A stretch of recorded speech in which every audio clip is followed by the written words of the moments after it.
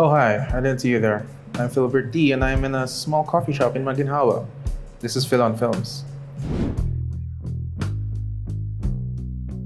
This week, we're talking about Kalel 15, Star Wars The Rise of Skywalker, and let's do a little wrap up of the year in film in 2019. Elijah Canlas plays Kalel, a 15-year-old who has just been diagnosed with HIV. His mother, played by Jacqueline Jose, just wants to keep this all quiet. The only other person who knows about this condition is his father, a priest played by Eddie Garcia. Kalel tries to keep his head down, but the world surrounding him is littered with landmines that threaten to throw his world into chaos. The strongest choice that the film makes is that it doesn't really reveal the exact circumstances of how Kalel contracts HIV. That's partly because I don't think it really matters. This isn't supposed to be some mystery, and it isn't going to unlock anything in the character by revealing that. But what the film mostly concerns itself with is sketching out this larger societal context that Kalel exists in.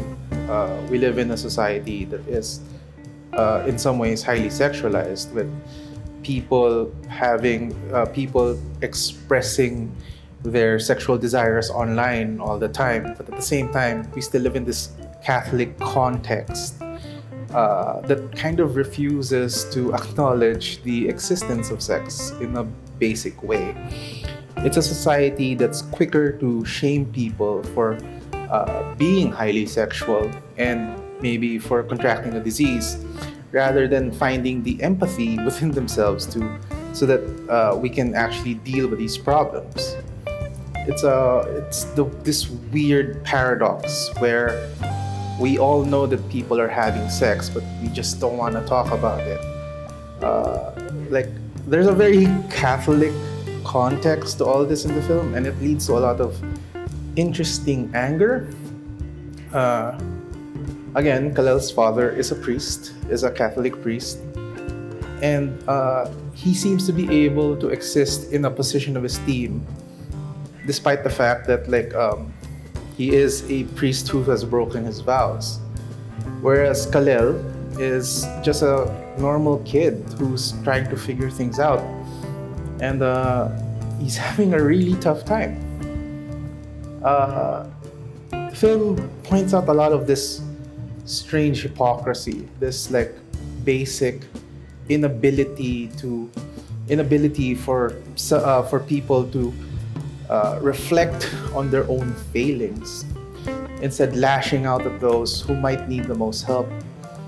This is all put into a package that's really interesting to look at. It's shot by Carlo Mendoza. It's shot in black and white. At some point, the frame closes in on the characters and really shows how trapped Kalel is in the situation.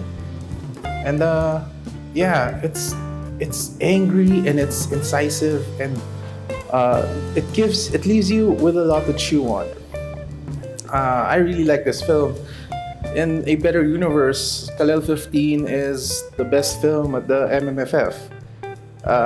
But yeah, that's not the universe we live in. Anyway, 5 stars. The opening crawl reveals a threat from the past returning to the galaxy. Daisy Ridley returns as Rey, who has been training as a Jedi under the tutelage of Leia. She and her friends go in search of an artifact that will lead them to the hiding place of a massive fleet of Star Destroyers that could spell the end of the Resistance. In truth, I think this is kind of pointless because you're gonna see this film. It's Star Wars. And to that extent, it's fine. It is still Star Wars, and Star Wars is easy enough to enjoy. There are blasters and droids and lightsabers and spaceships and planets and weird creatures and explosions, and to that extent, it's all good. The cast is still really good. All 3 of the main players are probably the best actors that this franchise has ever had, and they make things very entertaining. Now, having said that, it feels like this film is making a real conscious effort to avoid trying anything new with the franchise and just sticking to what's already worked for them before. This almost seems to be a complete reaction to some of the more violent reactions to The Last Jedi, which took bigger swings and tried to show us what else a Star Wars movie could be. I guess this is where I say that I really like The Last Jedi, and I like the direction the film was taking the franchise in. This film undoes a lot of that, like almost too obviously tries to undo too much of that. And it gets real busy because apart from its own like plot machinations, it seems to be really trying to undo some of the things that the Last Jedi did, undo some of the bigger choices that the Last Jedi did. Um, yeah, I can't even. It's really hard to break down the plot of this, which involves characters looking for something, which will leads to them finding something else that will tell them where to go so that they can have their final battle. And then there's a lot of stuff happening to characters that just gets undone, and maybe some of them die, but maybe some of them don't. It's all very. It feels there's just a lot of stuff, and if you're trying to parse this in a way that where you're trying to see where the emotions are and what any of this means thematically, it's not great, but it works well enough. The production is really strong, and these characters are just fun despite the strange movements that the story seems to be pulling them in. Now, at the end of the day, again, Star Wars, fun, it's alright. But yeah, I kind of wish this film tried harder to be its own thing. So much of this film is just recalling old moments, bringing in cameos of old actors, like going back to those hallmarks. It does actually remind me more of The Force Awakens, which makes sense because this is J.J. Abrams again. But in the same way that film had its biggest moments hinging on you remembering something from the original trilogy, yeah, that's the same thing that happens here, except it has more stuff going on, and that can get a little tiring. But anyway, it's fine. 3 stars. And now, it's time for the Phil on Films Year-End Awards 2019. So I'm framing these as awards, even though I don't believe in awards and they don't really matter. But yeah, I'm just trying to take an opportunity to talk about some of my favorite things from this year, and maybe some of my least favorite things. First up, my favorite romantic film of the year. Now, people seem to think I don't like romantic films. It's just another genre, and I think if you do it well, it's still something I'm going to try to stump for. So my favorite romantic film of the year is Elise. Elise! Wait, was bird? Now, I recognize it's kind of cheating. Elise isn't strictly just a romantic film. It's this larger meditation on love. The main character, played by En Chong-Di, is somebody who receives a lot of love, not just from the titular girl character, but from all the women in his life, from his grandmother, from his mother, from another girl. And it takes all this love and it sits in him and it germinates. And it leads to him giving love back. It's a really moving film. I still think about it sometimes. It also happens to be on Netflix, so if you want to see what I'm talking about, just go on Netflix and check it out. I really, really do love this film. I want to give a little credit here to Star Cinema because people think I never give credit to Star Cinema. Anyway, I have my favorite Star Cinema film of the year, and that is Hello, Love, Goodbye.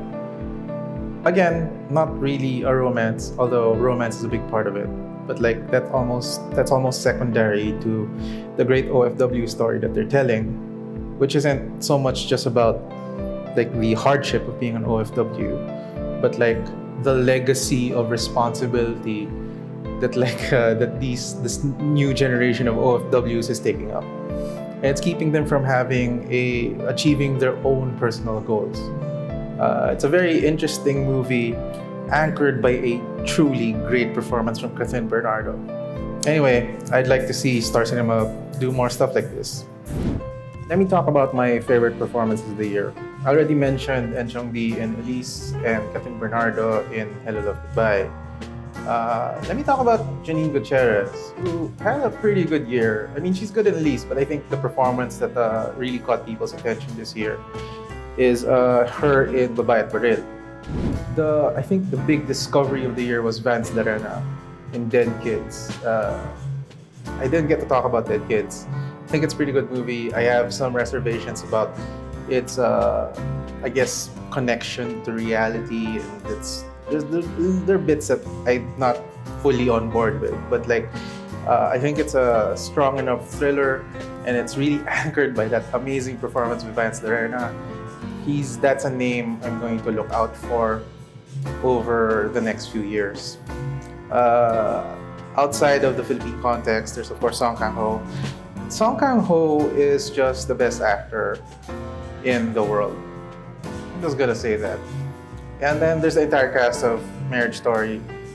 Adam Driver, man, yeah, what a great dude.